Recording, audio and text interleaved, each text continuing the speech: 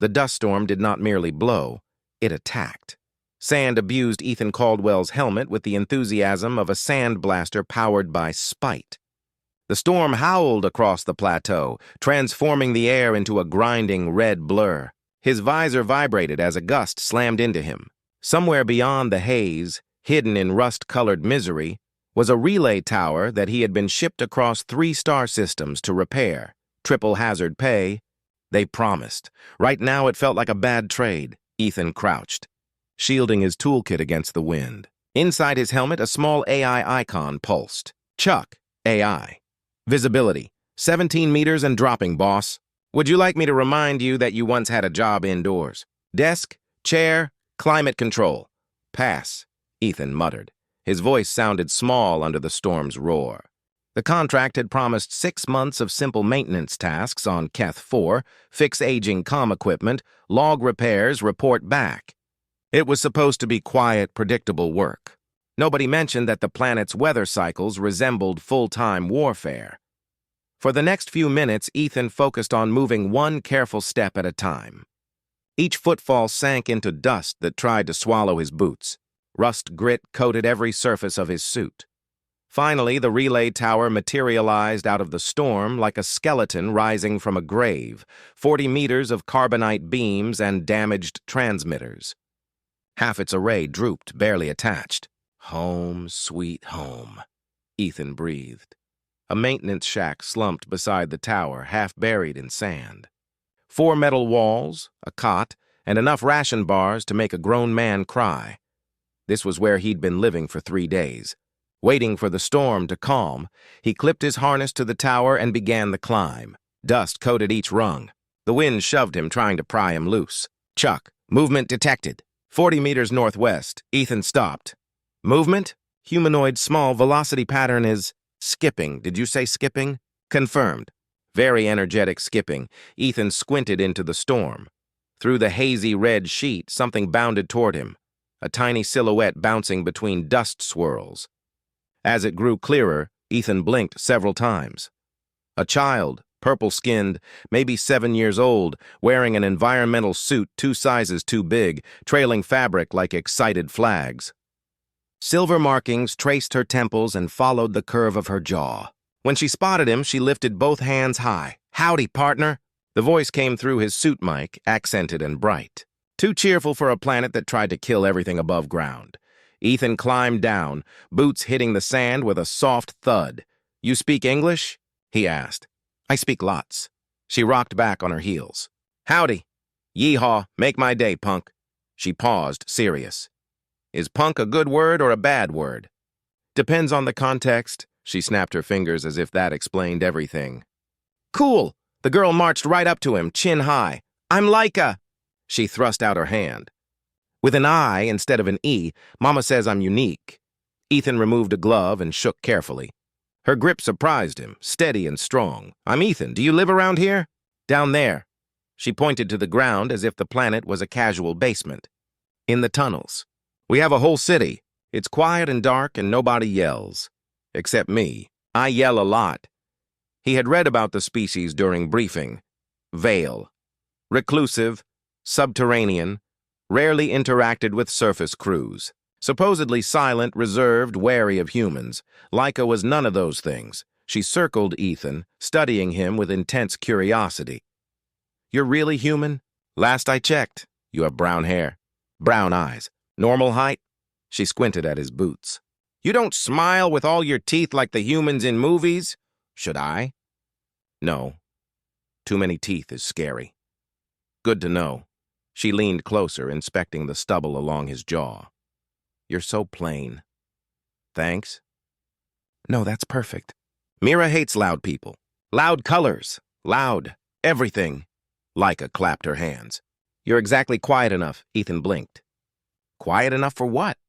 "For my sister." He waited, but nothing about that sentence explained itself. "Your sister?" "Mira, she needs a boyfriend," Ethan choked. "What?" "You're plain, safe, you don't hurt. I'm here to fix a relay tower, not date. Same thing," she decided.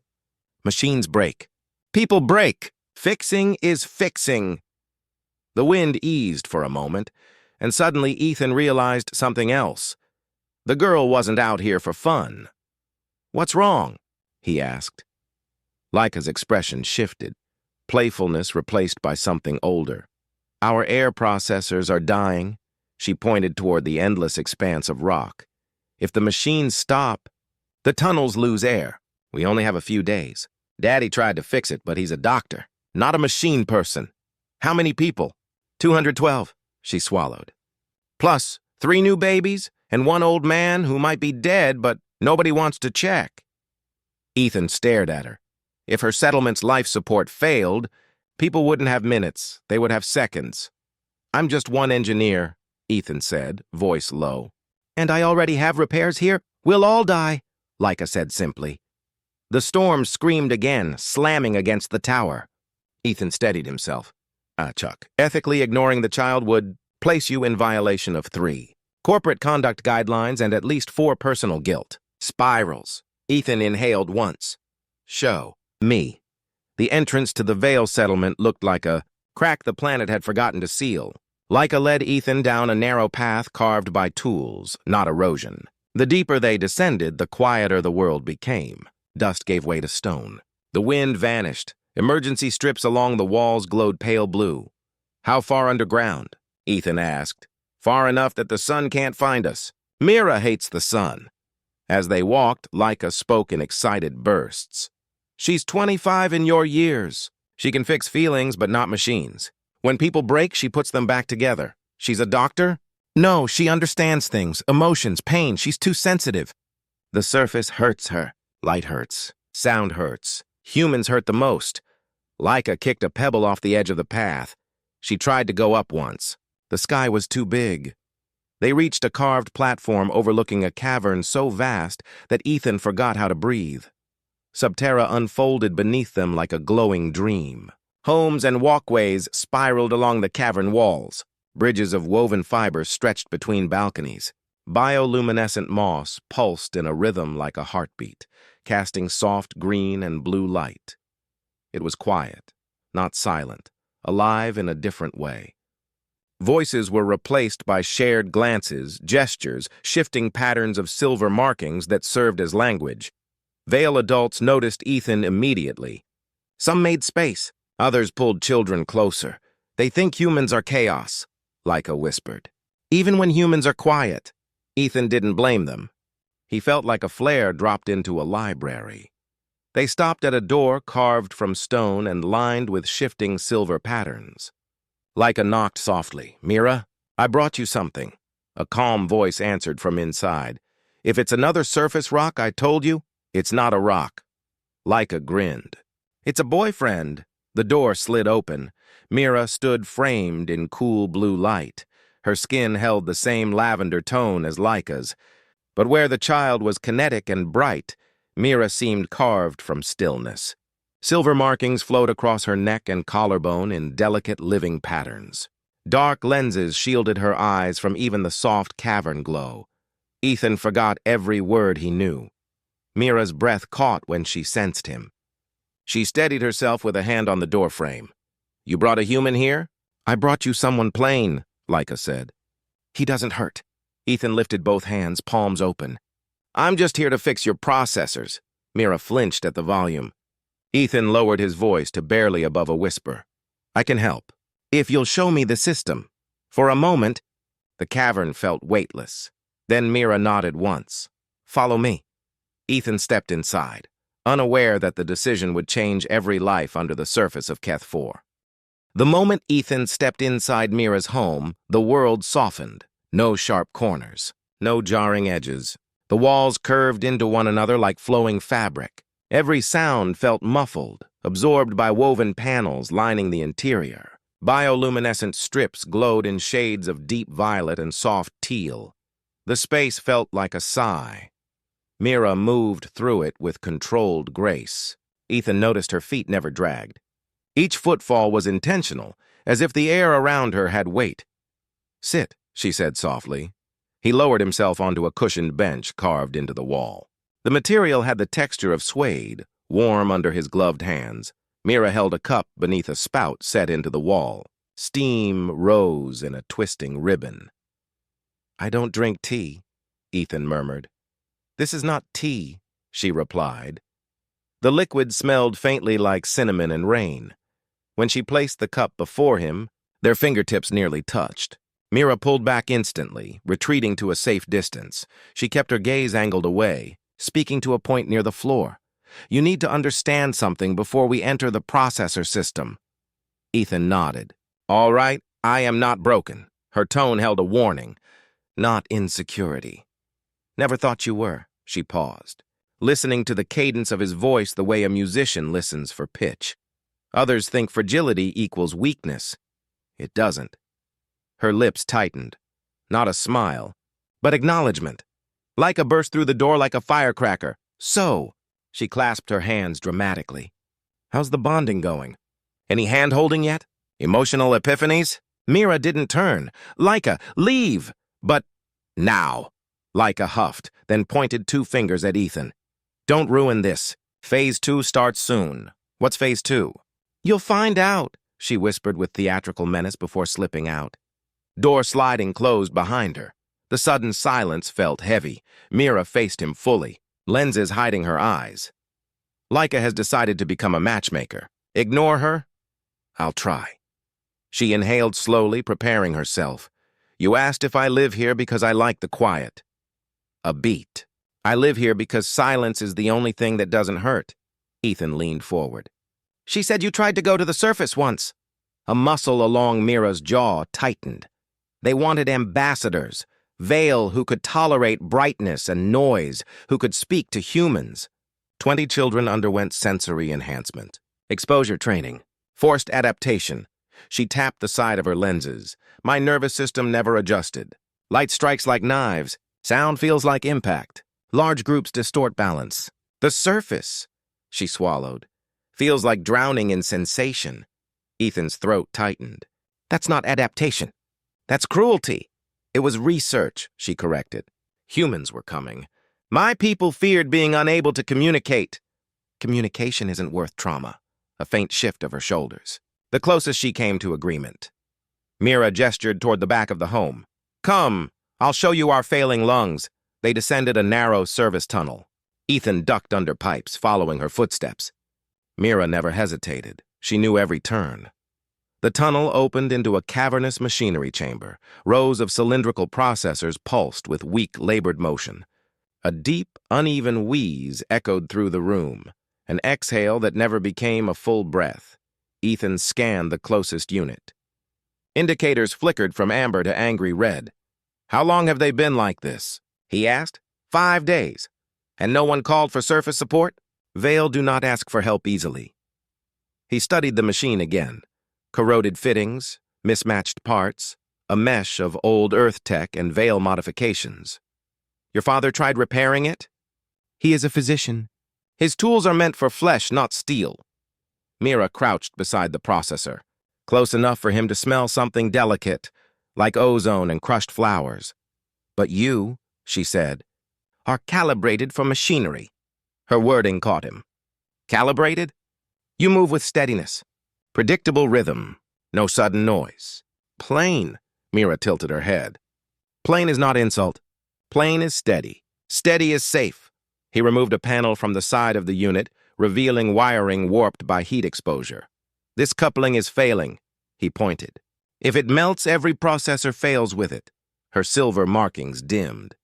"How long?" 2 days. Maybe less. Mira moved closer. "Show me what to do, you." "Yes. You're sensitive to—" "I am not fragile," she said again, firm. Ethan handed her a diagnostic strip. She held it with precise care, fingertips gentle. When the strip beeped low, Mira flinched. The sound was faint, barely noticeable to him, yet she recoiled as if burned. Her markings brightened in jagged patterns. He lowered his voice. "Hey, breathe with me." She froze. "You are vibrating," she whispered. He lifted a brow. "Breathing. Humans do that. Your rhythm." She hovered her hand near his chest, not touching. "It's slow. Helps me keep calm." "It makes you quiet," she murmured. "Not outside, inside. For a moment, neither moved. Ethan returned attention to the processor. We need to replace wiring deep inside the ventilation system. That area is pitch black, she warned. Narrow. Uncomfortably so. I've crawled through worse. I have not. He studied her, noticing a tremor she tried to hide. All right, we'll go slow. And no sound. She lifted her chin. Lead the way. They entered the maintenance shaft. Ethan crawled first, toolkit strapped to his belt. The space tightened until there was barely room to move. Mira followed close behind, breathing shallowly. The tunnel walls pressed in. Ethan turned his head slightly. You okay? Her voice was faint. Too close. Too many surfaces, I'll guide. Keep one hand on my boot. Her fingers brushed his heel. Light contact, but steady. Ethan reached the junction where wiring split into separate conduits. He pulled a tool, working by memory more than sight. You're moving slower, Mira whispered, so I don't jostle wires. No, your breathing slowed. She placed a hand against his back, measuring the rise and fall. You maintain rhythm deliberately. Helps me think. Helps me stay. She tightened her grip, not in fear, but in anchor. Ethan reached into the conduit and began rerouting wiring to bypass the burned section. Wires scraped his knuckles. A small arc sparked blue. Mira recoiled instantly. He felt her breathing spike. Listen to me. Silence. Match my count. In for 4. Hold. Out for 4. 1, 2. Gradually, her pulse steadied. You're using your voice like a metronome. Whatever works. He reconnected the final line and sealed the panel. When they crawled back into open space, Ethan stood and stretched. Mira rested her palms on her knees, breath slow but controlled. You guided me, she said, and you fixed half that wiring. She blinked behind her lenses. You didn't treat me like I might shatter. Because you didn't. She straightened. A new expression crossed her face. Quiet strength. Laika will celebrate this, Mira warned. She already thinks we're matched, Mira finished. I'm not, I know. But she wants to believe good things exist. Ethan hesitated. Does it bother you? She removed one glove and extended her hand, palm upward. Touch is usually overwhelming. Colors, temperature, texture. Her voice softened. But your rhythm dulls the noise. He set his palm against hers. The contact was simple. No sparks. No romantic soundtrack, just connection. Her markings glowed gently, silver shifting to warm white, the color of calm. She released his hand with care. You are not plain, she murmured. You are steady. Before Ethan could answer, Chuck's voice crackled in his helmet. Chuck, surface weather alert. Magnetic storm forming. Category 5. 48 hours until impact. Mira heard enough to understand. What does that mean? It means, Ethan said, we're running out of time. The warning siren pulsed softly through Ethan's helmet. Chuck, AI. Magnetic storm increasing. Impact window reduced. 36 hours. Mira stood completely still, her markings dimmed as she processed the words. Storms like that distort energy grids, she whispered. If the relay tower fails, we can't request external evacuation. And without evacuation, no one survives, Ethan finished. The processors behind them exhaled another weak wheeze, thin, thinning, desperate. Mira turned toward him. You have to go to the surface. I know. He expected Laika to interrupt. Instead, the child sat cross-legged on the floor, solemn for once. Her hands were folded in her lap. Her silver markings dimmed to moonlight. You can't go alone, she murmured. The tower will fight back. All storms on Keth 4 fight back. Ethan managed a dry smile. That's poetic. And not helpful. Mira faced him fully. You need 2 people to activate the manual override, she said. 1 on the ground console. 1 at the top. Ethan straightened. Fine. I'll recruit someone from the surface outpost. Laika shook her head. No one else will help. They don't come down here. They think we're strange. Mira stepped closer, voice low. I'll go. Ethan stared. The idea was insane.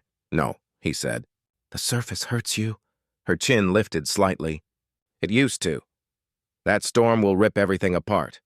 Your rhythm calms mine. He blinked. My rhythm? You slow the noise. Mira gently placed her hand over her heart. You quiet the storm inside me. She wasn't being poetic. She was stating a fact. Ethan reached up and touched the side of her protective lenses. Mira, I'm not risking your life for equipment. It isn't equipment. Her voice tightened. It's 200 lives. Laika sprang to her feet, eyes shining with reckless hope. This is romance, she declared. Shared danger. Emotional stakes. Phase 3. Laika, Mira warned. I'm just observing. Ethan rubbed the back of his neck. Fine, but we prepare properly. They prepped in silence. Mira dressed in protective layers, dampening cloth, reflective wraps, darkened lenses. She moved methodically, without hesitation. Ethan checked the rover, stocked emergency kits, secured climbing harnesses, triple-tied the spare couplings. Laika shoved a tiny toolbox into Ethan's arms. For luck. It has stickers. Ethan opened it. Inside were tools, each labeled in shaky handwriting. The grabber, the pokey one, the thing that yells when wires are mad, he swallowed unexpected warmth. Thank you. Mira watched him with quiet intensity, as if memorizing every detail. You look different, she said. How? Determined. He didn't respond, didn't trust himself to. The rover climbed toward the surface. The closer they came, the louder the world grew. The tunnels buzzed with electric charge. Dust vibrated against the windshield. Mira gripped her seat, jaw clenched. Ethan slowed his breathing. Match me. In. 4. Hold out. 4. Her hand flexed once, then settled. When they reached the surface, the rover shook under the wind's assault. Lightning crawled horizontally across the horizon. Green, electric, unnatural. Storm hasn't even peaked, Ethan muttered. Opening the rover door felt like stepping into a war zone. Wind slammed into them. Sand sliced across their suits. The relay tower shook under the storm's fury, beams groaning. Mira staggered. Ethan caught her before she fell. Stay behind me, he shouted. No yelling, she gasped. Too much sound. Too sharp. He leaned in close. Then listen to my voice. Focus only on me. They reached the tower base. The control panel buzzed and sparked, overloaded by the storm. Ethan slapped the manual override cover open. Ground console online, he said. The process required 2 operators, one here, one at the top, 40 meters up, where lightning danced along the damaged transmitter. Mira reached for the first lever, hands shaking. Ethan covered her hand with his. You don't have to climb, he told her.